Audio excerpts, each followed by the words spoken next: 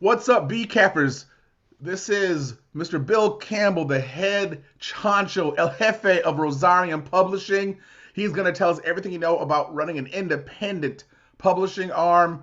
I don't know how he's doing it. They're putting out some wonderful titles. What's up, Bill? How are you, sir? I'm doing all right. Yourself? I am all right. Thank you for taking the time for, God, what is this? The seventh, eighth BCAF. It's incredible. So, where did you know? I always talk to people, and when I talk to people, I ask them this question: Why you? Why this? So, why were you specifically or uniquely suited to start Rosarium? Well, it's named after my daughter, so I guess anybody else doing it would have been a little awkward. My daughter's name is Rosa. Well, actually, her name is Rosa Neal. She's named after Rosa Parks and Zora Neale Hurston. So yeah, that's where you get Rosarium from, or Rosarium. Anyway, I don't know if I'm uniquely suited for anything really. Maybe naps, like mid-afternoon naps. Definitely, I am the king of the mid-afternoon nap. But in all seriousness, I guess the origin story, I'll try to make it as short as possible. Basically, I was self-publishing a bit.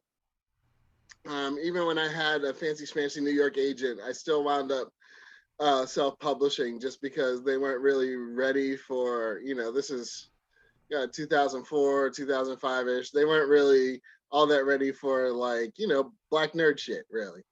One time I was told I wasn't ghetto enough, Um, Whoa. and, my dad's from Kingston, Jamaica, and my mom's from a small mining town in Western Pennsylvania. So, I grew up in the suburbs. So, of course, I wasn't ghetto enough because I was from the suburbs, right? And I wasn't going to write that stuff because I wasn't from there. And I didn't want to disrespect people who were, by writing any kind of caricatures or anything like that. So actually, that's how Coontown came about, because it was sort of like asking, oh, so what do they mean when they say I'm not ghetto enough, and what do all these Oh, you mean? you lost your sound a little bit. What was that? We lost your sound. Oh, am I okay now? Now you are. Yeah, I think if you lean back, I think you actually lose the mic. Oh, I'm sorry. I will Oh. lean forward. All right. Anyway, so basically, while I was self-publishing and doing comic book festival or comic book conventions, book festivals, craft fairs, science fiction conventions, well, you name it, flea markets. Two of the three of the novels that I wrote entered academia. So one guy wrote part of his PhD dissertation on my first book, Which um, is your first book is called? Sunshine Patriots. Okay. It's like an anti-war military SF. Actually, the protagonist is actually Jamaican in it. It's set in a future United Earth. And then Coontown was actually being taught in a handful of universities. And I was just like, well, this is weird because I'm independent. Nobody knows who I am, and I'm good enough for academia, but I'm not good enough for, mainstream publishing. And I thought at the time that, there must be other people that go through this, you know. Um, so I was just like, a lot of people, and like around 2012, I was meeting people like John Jennings. We met at Onyx Con, and Keith Miller. We met at Ekbach, Chuck Collins, all those guys. And I was just like, wow, just look at all these like really talented people who don't have publishers. Well, at that time. Yeah. um, so that was kind of it. I was just like, you know, if mainstream publishing isn't ready for us, doesn't mean that we're not ready to be published, Mm. And it just seemed to me, I guess you can say morally wrong, that I would meet all these really talented people in these conventions, in these artist alleys, and that they just didn't have publishers. It just didn't seem right to me. So yeah, that was basically how Rosarium started. Was What was just it? No, go ahead. Go ahead. I'm sorry. Finish up. I'm sorry. No, I was just gonna ramble. Go ahead. Okay. What were the first two titles that weren't your titles on Rosarium? Well, Mothership was the thing that started it all. Mothership, Tales from Afrofuturism and Beyond. And that was pretty much that's what launched the company. So oddly enough, Mothership is our mothership. Um, and that was basically sort of the same kind of thing was, for decades, because I wrote my first science fiction story in 1991. So, by this time it's what, 2012. And I'm still being told that we don't exist. And then, because of social media, I'm looking at all these brown folks from around the world who are writing science fiction. And, all but a handful of us are being told the same thing, that we just don't exist. So I just wanted a testament basically for us, that we know that we exist. So I asked Ed Hall, my friend down in Atlanta, who's a much more knowledgeable person about the genre than I will ever be. And I was just like, let's just do this. That way we can just tell the world, mostly ourselves, as I said, that we exist and that we can move forward. And that was the first one. And then after that it gets, I think maybe we printed a few things all around the same time. There was Brett Cottrell's The End of the World is Rye, which is kind of funny. It's like this urban fantasy about the end of the world that's like an angel comes down and almost caused the apocalypse all over the perfect sandwich. It was like just this really funny kind of story. And it was like Mormon urban fantasy. I was just like, this is like crazy. Let's rock with it. Yeah, exactly. I was just like, you'll never see anything like this. And Jason Rodriguez's middle grade book was Try Looking Ahead. And then we reprinted Vern Smith's old The Jones Men, which is basically it's an old crime novel set in 1970s Detroit about the heroin trade at the time. I mean, it's basically the template for The Wire. Like both Richard Price and George Pelecanos are like, yeah, this is the book. So we republished that. So that was kind of like the start of it all. And then like 2015, just everything just kind of started rolling from there. And it seems like you have just the let's find the dopest people ethos, because you've done graphic novels, comic books, from sci-fi to crime. You got gender studies is coming out, I think, or if it's already out, I'm not sure, or whatever. And so you have all these things. So what is your selection criteria, your methodology for figuring out who are going to publish? Well, okay, so it's like a very kind of esoteric kind of thing, and I think it was like, all right, so like I have this whole weird kind of attraction to artists that are just very unique, right? Like I always say, like if you took me and like took me back in time to when I was 5 years old, and you're going to say like either you're going to grow up to write like Toni Morrison, or you're going to grow up to play like Jimi Hendrix, right? And like that's your life goal from the time you are 5 years old till the end of time. That's your life goal. I still couldn't do it. There's only one Jimmy. There's only one Tony. Like no matter how hard you try, like you can't do it. And those are the kind of artists that I like, and those are the kind of artists that I look for. It's just like, this has got to be a thing that only you can do. Because I mean, especially if you're independent, I mean, mainstream publishing's got all those mainstream ideas on lock. Like there's not, I can't compete with them. I mean, I can't compete with them anyway. But you know what I mean? Like if they want a bestseller, they have 6 figures to spend on making a bestseller. I don't. I have no. And it's sad. And it's sad that it takes money as opposed to because one thing about I think was dope about Rosarium is that you let your books breathe, and there's a lot of organic fandoms and organic purchase that happens. Not like we have this marketing team, we're gonna spray the money hose everywhere we can for visibility. But you have, I mean, people who rock with Rosarium are pretty loyal customers. And so I'm wondering, like, what is it that do you think that Rosarium offers that other publishers don't? I mean, no, honestly, I think it's just the individual voices, right? Like when you look at, like when you look at Awan, right? Like Awan's the only person who's going to do gender studies. Like, like that's her thing, right? Or you look at, like Jennings and Duffy and Stacey Robinson and them. Like this is like that's them. You know what I mean? No, absolutely. Yeah, and it just goes on and on and on and on. Like when I look at like the different people, Carlos Hernandez or Sabrina Varvulius, like just on down the line, like that is them, right? And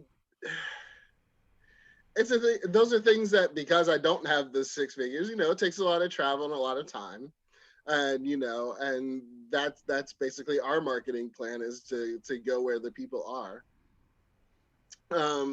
But I think that people who like Rosarium, or people who are going to be turned on to Rosarium, know that a Rosarium book is going to be an experience that they're not going to get necessarily anywhere else. Right? Like we translated this Italian author Clelia Ferris, this Creative Surgeries book of short stories, and you're just not going to find another Clelia Ferris on the planet. No, that's super real, because you're just not like this.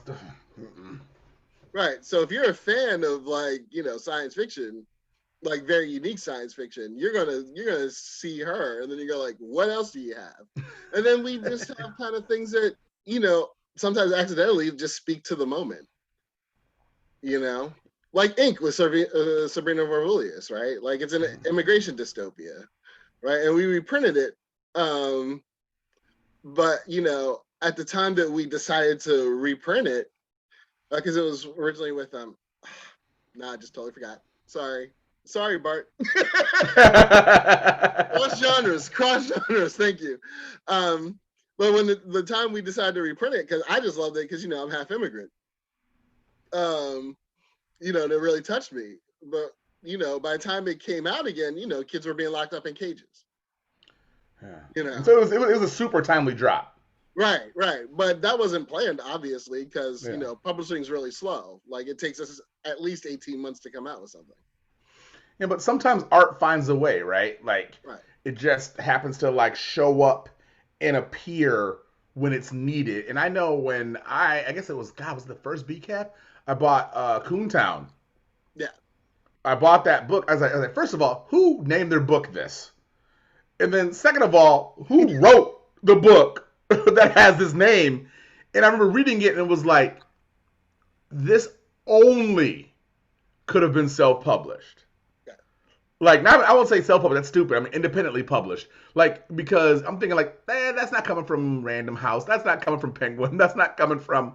But that book alone, and I keep messing up the... So give me the full title and kind of give us a brief summary of the book. It's Coontown Killing Caper. That's KKK. KKK. For those who need to know. And it's all the rappers in Coontown are being killed, and everybody thinks it's vampire crack babies doing the killing. So it's up to ex-supermodel, ex-homicide detective, Private Eye Genevieve Moore to save the day. Right. So basically, it's a satire about the mediated Black image. Is basically what it is. It's like what was that, that one song that Ice Cube just keeps saying, this is what they think about you? Yeah.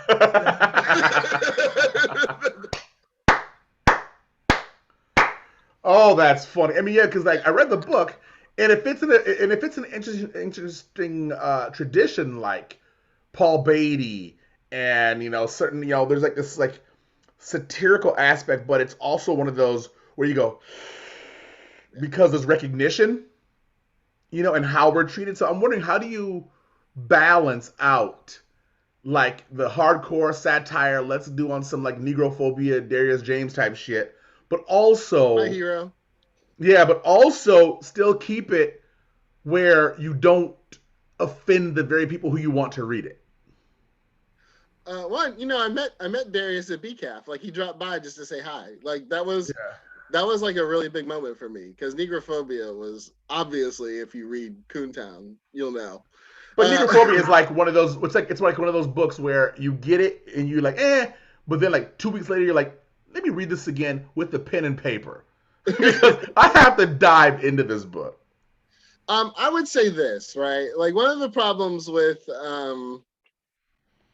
satire is that it's been co-opted, right, by mainstream media, where they're like, Saturday Night Live satire. Like, no, they spoof people. They don't satirize them. Thank you. And that's because it's a completely different thing. A spoof is like, see, there we go, buddy. Satire is like, shanking in the shower, right? While smiling. Yeah, exactly. I mean, it's like, what's that funny? Look at you bleed out. Anyway, so like to me, if you're going to go the satire route, the thing is that you have to be honest. And if you're going to be honest at that level, you kind of have to go, because satire is a really hard thing to wrap your head around, right? Sometimes you're being funny, sometimes you're being serious, sometimes you're just like doing reportage, sometimes you're doing, grotesque, exaggeration. I mean, there's like that whole scene with Dr. Sims in that book where people thought I was making it up. I'm like, no, the medical industry has been experimenting on Black folks like since the very beginning. Since jump. Right. But, like if you don't know that, you think like, oh, wow, that was crazy. But you're like, no. So then like vampire crack babies isn't necessarily like something that they wouldn't necessarily come up with, right? That's, so like for me, like writing Coontown was just like my big middle finger to like just popular culture. So I didn't really care. And you can't care. Depend, I mean, like I don't necessarily like it when people are offended, like the wrong people, as in like our people are offended by it. Like, but that's kind of like the risk that you have to take. And I think you walk a delicate line because I mean, like you published a book, and I'm gonna get this title wrong.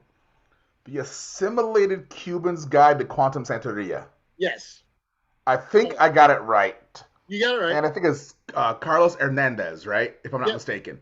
Like there was stuff in there. For Rick Riordan. I'm sorry? He now writes middle grade for Rick Riordan. Oh, well, so he transcended his roots, so to speak. He went like that's funny. But that book, I remember reading that book and then passing around my friend group, and like the polarization that came around the book. Like people were like why this title and why this and this, and the other people were like, this is the dopest thing ever. I've never read anything like this from the Latinx point of view, right? So I'm wondering, like, do you seek out the diverse voices, or do they just come to you because they know it's a safe home? I was once told by an author that they knew I wasn't going to object to their book because I wrote Coontown.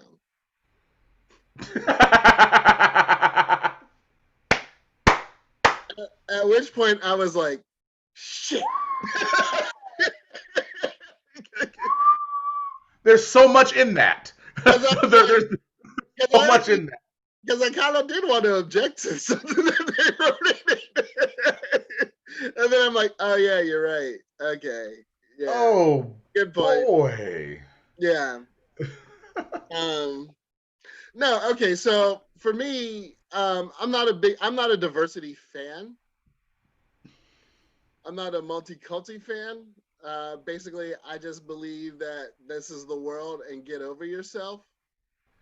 And I always think that when you start using things like diversity and whatever else the catchphrase is, like basically you're just looking at checking off checklists, right? So for me, as I said, it's like, I want the thing that I know that only that person can do. And one thing I will, though, is I'll just push back a little bit on that, is that representation matters.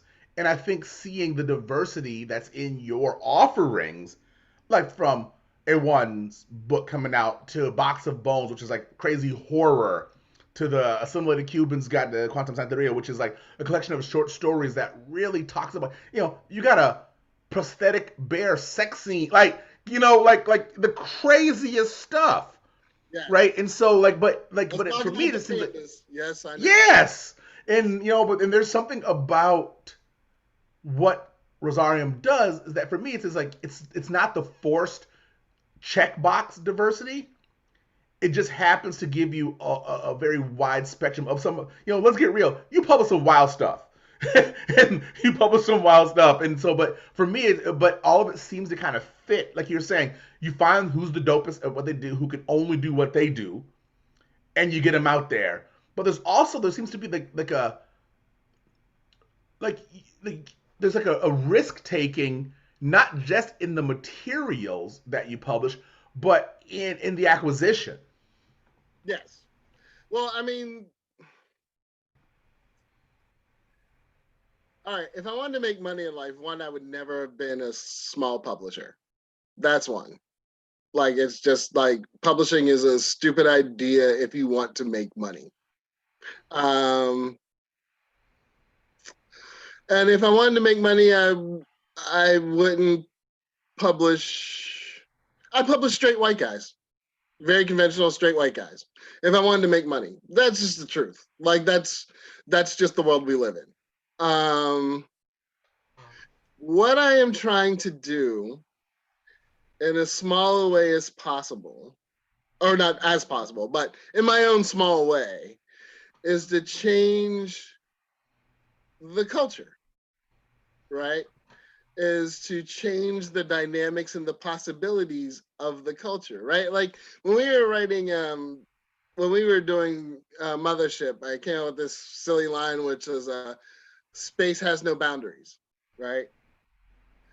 But neither does the imagination, nor does culture. But because our culture is corporate, they do put very constricting borders and boundaries around what we do.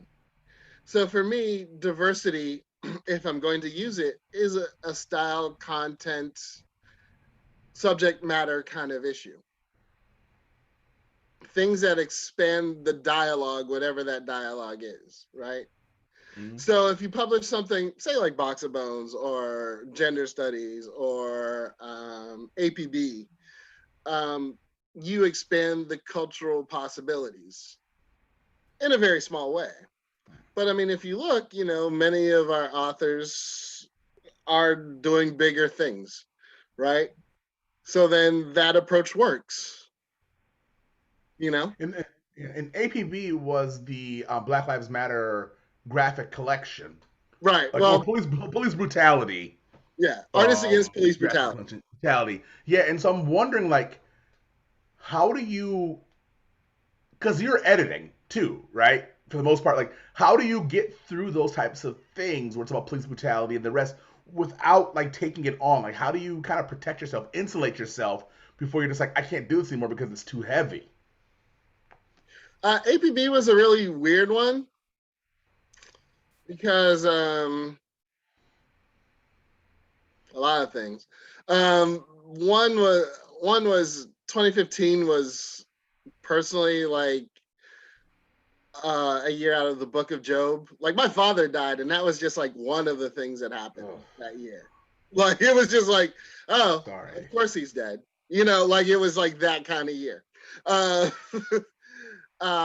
APB was a spur of the moment thing, right? So that was the night that they decided to not prosecute the police for Eric Garner's death. Like I was literally like ranting and raving, and I talked to John and I talked to Jason, and I think it was like while talking to John, I was just like, I don't care. We need to do something. We just need to do something. I don't care. We'll just call it APB, Artists Against Police Brutality. Let's just do it. And he's like, yeah. And I was like, wait, what?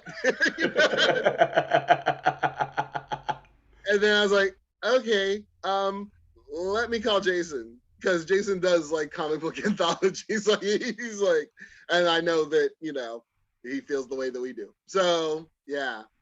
So APB was just very spur of the moment kind of thing. We had to cram it into like all our different because I think we came out with like 5 books that year, and that one was like literally And that was a heavy year for you guys. Yeah, APB came out like the same time Stories for Chip came out, so it was just like I was basically just it was just kind of an insane year.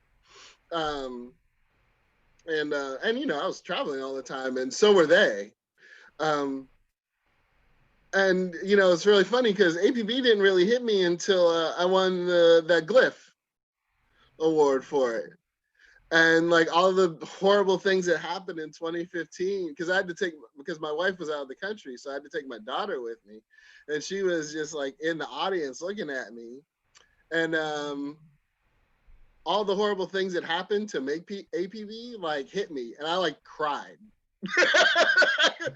I cried at the podium. Like I hardly ever cry, which isn't like a macho thing. It's like I had a Jamaican thing. Well, that too. Well, it's all kinds of things, but one of it is actually biological. Like I got a big eye infection once changing my daughter's diaper, and I couldn't cry for a year. Like it infected my tear duct. So like I have a really tough time crying, physically. Like, like sometimes I would try to make myself cry. I'd watch like the saddest movie and think of like the death of everybody. Like I couldn't cry. So, like the Tin Man from the Wiz. Exactly. But yeah, it was really funny. So I was just like, given the standard, like, because I was honored and stuff, and I was and I just looked at my daughter, and I just started bawling. Like how old was she at the time? She would have been 8. Yeah. I started bawling. Like Jamar and Yumi were like had to like hug me and stuff. Like I was just like, it was horrible. So yeah, it was. I was just like, whoa, okay. They're probably thinking like, did he just win the Nobel? Like, what just happened? But yeah. Anyway, sorry, but no. Yeah. But in all honesty, I don't know. I mean, it's all just a part of it, right? I mean, every time that you think that. The funny thing about that whole statement is like, I can't take anymore. Is that even as you're saying it, you can. And that seems to be like the blessing of the curse of being Black in the world. Yes. That for some odd reason we are so good at taking pain that people don't believe we feel pain. Right. And there's something just like sad, like, it's great because it's got us, through enslavement, got us through Jim Crow in this country. I mean, worldwide, it's got, African continent is on a rebound after what the Europeans did to it, right? But something about our I'll use the overused word, resilience. But it's also one of those things where it's like, well, damn, can we just take a break? One day? Can there be this, no Black Pain Day? February 8th? I don't know. Like, can we just, because there's something about that. And I think there's something really important that you're saying, that you get this award for, like, it's one of the, it's probably, I'm assuming, a really beautiful feeling and achievement for you in your career and an acknowledgement of the hard work you put in. But then you're saying your pops passed that same year, and you're by yourself because your wife's out of the country, you know what I'm saying? And you're rocking with your daughter, who, as parents, we want to insulate our kids from stuff, right? Yeah. But we also don't want them to go into the world like ill-prepared. Yes. That's like one of the horrible things that about our having our parental duties. Yes. And so how do you, as a parent, like when Trump got elected, there were all kinds of things we had to, because I moved to a majority Black county just so my kid didn't have to go through all this stuff. Where she could just be like a nerdy kid, right? She wasn't the Black kid or anything like that. She could just be. Anyway, but then, Trump got elected, and then all of a sudden I had to have all kinds of conversations, I was not. I remember it's interesting you say that, because my daughter was on a Zoom call. Actually, no, she wasn't on a Zoom call. And then one of her friends pops up on her tablet, saying, "Are you watching the news? Do you see what's happening at the Capitol?" And then my daughter comes in, and we're talking, and she's just like, "Can I still be friends with my white friends?" Like, and just that conversation, you're just like, you're 12. I have to have this conversation with you. You like, God, but like, how do you balance that?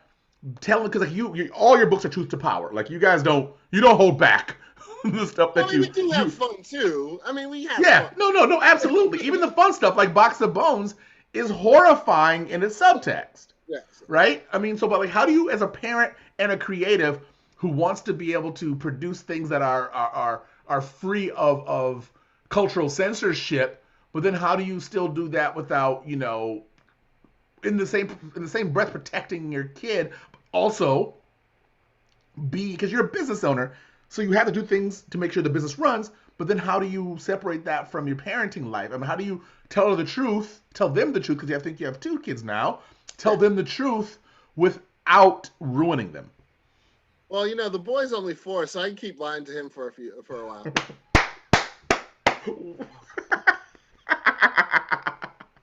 I'm here for you. The daughters now, like yeah, we were. I kind of gave up the whole idea of work-life balance. I kind of gave up the idea of. I mean, so much of my life is just triage. You know, Oof. what Yeah. needs to get done right now, and what can I? And then it's sort of like knowing that you're not going to be 100% at anything that you do, and that you're going to make mistakes, and just accepting that, and you just kind of do the best that you can.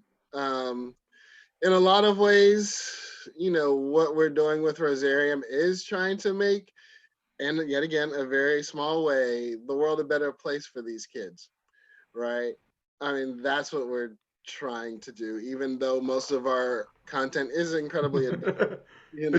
I want to say, yeah, there's not much kid content on your roster. No, not much. But at the same time, it just opens up spaces. Um, and that's and I think that that's part of it, is that I can convince myself that what I'm doing is larger than myself, and I think that that makes a lot of difference in it. Like, Mm-hmm. I couldn't imagine like working as hard as I do, simply to get paid. Yeah. Even if it was a lot of money, which I would like now, because I did turn 50 last year. So now all of a sudden I'm like, yeah, that money thing. Yeah, college, two colleges. I think I would like that. I think that sounds pretty nice. Money. Like, money. Yeah, it sounds good. But I couldn't imagine doing this if it weren't for something larger. And I think that just having that, just making that small contribution just means the world. So it's a lot easier to just kind of rectify being tired. And also, I mean, damn, our people just went through so much worse than whatever I go through, you know? Like, there was one time I remember I was at this church meeting at my wife's church, and it was like an indigenous person from, like, I can't remember, I think it was like Guatemala. And one night they were being chased by the junta. This is like the late 80s, early 90s. And he literally saw his father and his brother beheaded. And I'm like, you know what? I have never, ever had a day that bad. Not even close. Like, Yeah. I've had some really crappy nights. But, it's just sort Boy. of like that. Like, I just think of like what other people go through, and that in some small way I'm trying to help them. And so it just kind of gives you that extra push, whatever it is. You know what I mean? Yeah, I and I mean, hate we're using the not word. totally a message, like, we're not totally a No, message no, absolutely not. publisher. I mean, we do, like, it's not, yeah. I mean, No, but I think people need to know the scope of what you do produce because it's crazy. Like, and I hate to use the word calling because I think it has too much baggage to it. But what knowing you who you are as a person, what you produce, there seems to be a really strong alignment of values, right? Because there's been a lot of publishers who publish some stuff where you're like, oh, so that's who you are. yeah. Well, But there seems to be very alignment. I mean, there's definitely sort of like, it's kind of a weird thing, because I don't agree with everything that I publish, Like there are things that I've definitely objected to that showed up in some of our books, but you know, you do have to let people express themselves, right? Um, but I mean, yeah, I mean, there is some sort of through line, and I don't think Because that you're not going to license the Turner Diaries. No. You know what I'm saying? Like, right. Yeah, that's not gonna happen. Yeah, no. There are all kinds of things that probably would never ever happen in a Rosarium book. Right. But I think that probably other people would be much better capable to assess what that through line is. Like when I think of like me as a writer, me as an editor, me as a publisher, like there's definitely a through line through like my own creative and my own, like there's a body of work there. But what that ultimately is going to be, like, it's kind of hard for me to say because I'm in it. Yeah. You know, I mean, you're in it, but you're also allow other people to play in that sandbox, right? People Right. who, no disrespect to them, who probably never would have been published by the Rick Riordans or whomever if it wasn't for their encounter with you. And so, I mean, you know, sometimes you got to own how fly you are. And I think you need to own that Rosarium has been a wonderful stepping stone for a lot of people. And it's been a great avenue for visibility for people who we may have never seen or heard from, or maybe not in the same time frame. Yeah, I'd probably go with that. I mean, some people I think that like, well, I mean, because corporations don't take that many risks, sometimes they need somebody to show them that people have value, right? And for whatever reason, a lot of publishers have looked to what we do. Yeah, because I don't want to like get on people really hard, but I can think about 2 or 3 imprints right now that are biting the hell out of Rosarium right now as far as their output. I mean, is that something you worry about, or you just keep rocking with what you do? Nobody understands what I do. They try though to be manufactured edgy like, you know, Valencia and San Francisco, but the reality is what you're doing, it seems, I mean, I hate these like this, like edgy or alternative, no, but it's just, it reminds me of indie rock back in the day, or indie punk or indie hip hop labels, where you had the flyest of the fly, and they were allowed to kind of get busy the way they wanted to get busy, and you just kind of make sure they didn't go too far off the rails. You mean like Warp? You know what? I was thinking like I just recently bought the Best of Celluloid. Remember them? Yeah. That's kind of where I look that we kind of are. You know, where you just don't really know what's coming, but it may one day be influential. And I think you're influential now, but I think what's going to happen, what I kind of see, and just kind of like, you know, how you just kind of like watch the pattern and, you know, do pattern recognition, that there's going to be kind of like a Rosarium like upsweep again, because right now you guys are really consistent. But I think when younger people, because like the ideas of Afrofuturism are settling more into the consciousness of the Gen Z, the millennial, or Gen Z probably more than anybody else, that they're gonna find Mothership book again. Now we have, you know, Well, they sell it at the Smithsonian, so you know yes, you can find yeah, you it. can find it. But I think that once like the culture catches up with what you published, there's I think there's a I mean you have this great library, this great catalog that if I'm like an indie alt Latinx indie alt black kid who's weird, I'm gonna be like, oh shit, there's a home for me. I can read about, you know, shadows of slavery coming to eat my throat. I can read about vampire crack babies. I can read about in a graphic form what police brutality does to a community. I could read these shows. I mean, like there's so much that I couldn't get anywhere else but from Rosarium. And I think that's something that you need to be really, really proud of.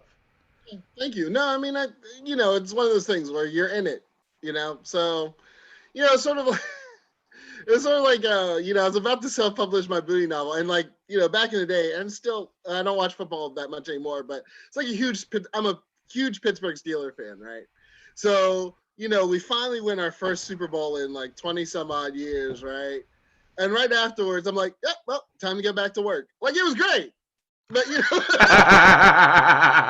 well, I literally waited like a quarter century for it to happen. And and like literally people were like, because this is before Facebook is up, people were like emailing me from like college, right? Going like, hey, Bill, congratulations, the Steelers won. I'm like that heavily identified. Okay. And that's sort of like what this is now. It's just like, you're in it. So, you're thinking of, Box of Bones, and, you're thinking of gender studies, and you're still thinking of like ghost stories and Hookah Girl and Ink, and, I got that Klan book coming out with PM Press that I wrote. And I'm reading, and I'm reading things for what we're going to publish next. So, and all these other things that I'm planning to do that I'm not going to tell people about. Happen. So it's always kind of like a weird thing. It's like, yeah, I look at like the people who are moving on and are, staying with us too while they're being bigger. So that's I think that's what I'm really proud of, is like, so most of the people I work with still like me. So, see, what's crazy for me is like you go to the RosariumPublishing.com, and the first 5 books you see are A Tale of Truths, Creative Surgery, Bad Mothers, Box of Bones, and Sunspot Jungle. Like, you want to talk about a diversity of content and offerings. Yeah. Like, those are like the first, and then you look at your coming soon, Arc Dust, Broken Fevers, Gender Studies, Spooks, another installment of Box of Bones, right? And Songs of Silence. Like for me, it's just so astonishing that you could be, there's no on message for me, for Rosarium, except that we're going to do, it's kind of like, but we're going to rock with how we're going to rock. Like, we're going to put out what we want to put out. There's no like, certain sci-fi imprints, for example, they have a very specific, like, line that they travel as far as their offerings. Just looking at this, what's from graphic novels to comic books to anthologies, short story collections. You've just like, Well, it's like A Tale of Truths, like Barit. Like, one, I think she's a genius. Like, she's dope. I'm just like, you are so much smarter than me. Like, I am just like in awe of you. But that's a fantasy story about the birth of science. Like, yeah. Who thinks about that? Like, that you gotta publish that. That's about to be in every classroom. You just have to publish a fantasy book about the birth of science. It's just like, and those are the things that like you enjoy doing. Like, I enjoy it. Do you know what I mean? Yeah, no, I think that's important, because I think that most of us, we do so many things by rote or by habit or by necessity, that to be able to find joy in what you do, publishing other people, like, it's not even you, even though you are a creative, it's not even you publishing your own work, it's you finding joy in helping other people get their voices to the world. And I think that's a rarity. Yeah, maybe, I don't know. I guess so. Yeah. I never really think about it. Like, there's so many things you just don't really think about. Just like your place in the world, right? Like, why think about it? What's the point of that? But it's just sort of like, for me, it's like the business side, as in, dealing with like, press exposure and getting into bookstores and all that stuff. That's the real like headache. Yeah. But that whole like editing process, even when I'm talking about like when I write, I love the editing process. And getting that book out into the world, and you hold it and you go like, yeah, we did something here. And nobody can take away that we put this book out into the world. The rest of the stuff, there's nothing I can control. Like whether or not we get credit for something, or, because, I've been in spaces where I was erased like while I was in the room. And then, yeah, the Ballad of the Black Creative. Yeah, like I was just like, I knew it was gonna be a race, but not while I'm in the room. Like, do you not see me sitting here? Like it was awkward because like other people who were in the room were looking at me, Oh, like going like, "Are they erasing you while you're in the room?" And I'm like, "Yeah." wow. Weird. It's a little weird, but there's not much I can do about that. No, But I get it. that whole like, here's this book, here's this comic. Oh, look at the colors on this, little black fish, or like it's just like all that stuff. Like that's I don't know, man. That's like joy, you know. This is And like that, looking at your kids, like those little moments where nothing's happening, where they're just eating dinner, and all of a sudden you find yourself smiling. oh You yeah, know? like I'm a daddy. Yeah, like, and that's a lot of times like when I'm looking at this stuff, you're like, I don't know, man. It's just, and I look at the people on our little thing, and I look at them, and I'm like, man, it's just like this honor and privilege to help you. So I like to always talk about process and things like that, or techniques. So I want to ask you two final questions. My first question is, they'll be connected. First question is, what is one rule and or piece of advice you'd give to anyone wanting to start an independent publishing company? Don't. Besides don't. Besides don't. Well, like one piece of advice, one trick, one tip, one technique that you would give to people who say they want to start their own independent publishing company. That's a really hard question. Yet again, something I haven't really thought about.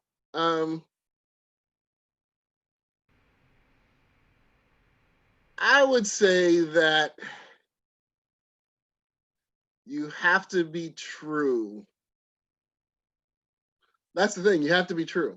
Like this. If you think you're going to make money, you're wrong. Like if you think you're gonna like you think if you're gonna like this is the thing that's gonna hit and this is the thing that's gonna sell, nobody knows that. So the thing is, you just have to be true. Like you have to do things that make you proud. And So if whatever that vision is, like, if it's totally pop, if it's kid stuff, if it's like anarcho-communist, fuck the world stuff, like, you just gotta be true. Because otherwise it's not worth it. It is definitely not worth and the final question is, if you had to sum up Bill Campbell and Rosarium Publishing, what like is your, like, I won't say your motto, but like your mission statement? it. Where do you come up with this stuff? You know who I am. You gotta be ready, son. Well, If you can write about vampire crack babies, you can answer this question. I really can't. Well, my joke tagline is, Rosarium Publishing, introducing the world to itself since 2013. That's kind of it. That's dope. Yeah, I guess that's it. As far as what I do, I just do what interests me. I take on whatever challenge, whatever it is that I think that is impossible, that's what I want to do. And on that note, thank you. So where can we find you? RosariumPublishing.com, ROSARIUM Publishing.com. And then there's Rosarium Pub and Rosarium Bill on Twitter. And so what is the next release, or can you not tell us? The next release, okay, so for this year, we will have Box of Bones Volume 1. Then comes Broken Fevers by Tania D. Johnson, which just got a star review on Publishers Weekly. It's a book of short stories. She is fantastic. Yeah. I think that she is a very important voice. And I think Alex Smith, which is Arc Dust, is going to be the same. Like, I think that both of those folks are just, yeah. They're going to be really important voices in science fiction. And I think Awan Mance's gender studies is just something that just needs to be it needs to be in the world. The fact that she could like make you cry laugh, like it's just, and not to mention that she's just brilliant. Yeah, I mean, I'm sitting there going like it just in like just one line, she could just have you like cry laughing, right? Like you're like, that's the saddest and funniest thing that I've read. So real. I mean, she is just like those are going to be, because 2019 was really rough on us, and then 2020 because of larger industry forces that people just never get to see. A lot of changes in distribution channels happened in 2019 that just like rocked us really hard because we're small. Yeah. And then then COVID happened, so I was kind of like sort of winding down a little bit, and now at the end of the end of last year, a bunch of really good things started happening to us that I can't talk about right now. So now I'm starting to gear up again, but like I am like 2020 with I like I love, like last year was tough, but we came out with Sunspot Jungle and A Tale of Truths and Creative Surgery. Like it was a really strong year, but and I can't wait to get out on the road to like push those on people, because they're just absolutely brilliant works. But yeah, this year with Box of Bones, Arc Dust, Broken Fevers, and Gender Studies, I think like especially like on the Black speculative and comic side, I think that all four of those things are going to like really kind of another heavy year. Yeah, I think it's going to grab people. Like I think 2021 people are just going to be, and then on the personal side, I have the Day the Klan Came to Town, which is PM's going to do, which is about Klan rally in 1923 that happened in my hometown. Yeah, and that's unfortunately like way too timely. That's just like could have happened yesterday. Yeah, that literally happened last week. I was like, oh shit. Oh man. So I think 2021 for us, and like probably me personally, is just going to be like, we're coming out with some like, it's gonna be a fire year. Yeah, I am like really excited about the whole thing, and just like everything we do, it's going to take people a little bit, especially since we can't go out on the road. Yeah. So like, I think 2021 is going to be a fire year, but probably won't know it until 2022, 2023, like how good we were this year. Man, I appreciate your words, brethren. I appreciate the work that you're doing. Thank you for everything. I know it's late there, 3-hour time difference, but once again, Bill Campbell, Rosarium Publishing, please support independent works, because Rosarium is a publishing company that will give you the voices that mainstream companies will not give you. And so once again, brother, I appreciate you. Take care. Have a good night, sir. Yeah, the BCAFers, of course, man. Anytime. You're an integral part to this. I'm missing BCAF, man.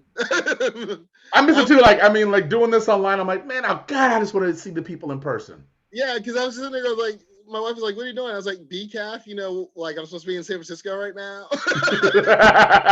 Hey, it's the King holiday, right? Oh man. Anyway, no, thanks a lot. And thank you, man. Everybody at BCAF, and I miss it. Like I'm ready to move to the Bay now. Like you just have no idea. Like y'all are doing some. Well, Rosarium has published a bunch of Bay artists. Yes. So like I just love it. All right, take care, brother. Take care of yourself. All right, man. Peace.